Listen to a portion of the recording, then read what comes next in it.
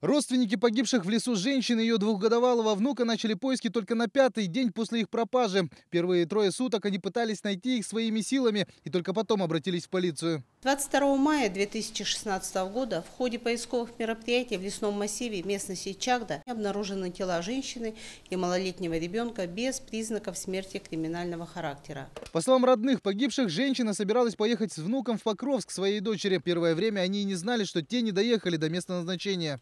Она собиралась в Покровск, дочки. Думали, она туда уехала. Она вот собиралась, с вещами ходила там. Или такси не нашла, или что. Не доехала туда. Потом начали искать. Ага. То есть она как бы собиралась уезжать? Да, с внуком. Впрочем, как бабушка с внуком оказались в лесу, все же неизвестно. На обнаруженных телах следов криминала нет, а это может значить, что они сами отправились туда.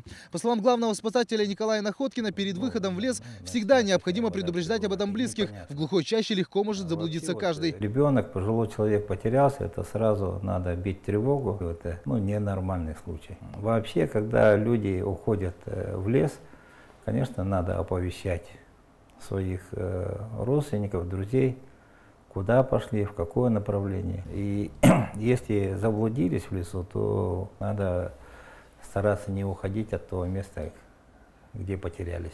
Родственники погибших предполагают, что женщина упала в яму и ударилась головой, а ребенок какое-то время был жив, пока не замерз. Однако точную причину их смерти все еще предстоит выяснить. В настоящее время следователями проводится доследственная проверка. Произведен осмотр места происшествия, судмедэкспертиза только назначены. По результатам проверки будет принято процессуальное решение.